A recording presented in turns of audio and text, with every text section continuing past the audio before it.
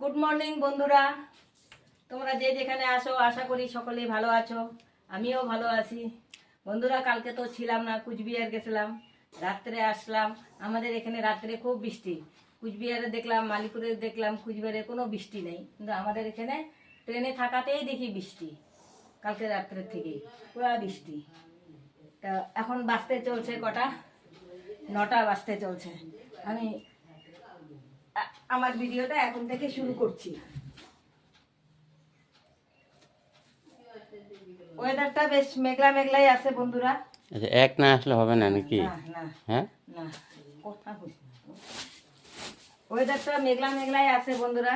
বৃষ্টি তো কালকে হয়েছেই, আজকে এখনো মেঘলাই আছে। মনে হয় বৃষ্টি আরো হবে নাকি,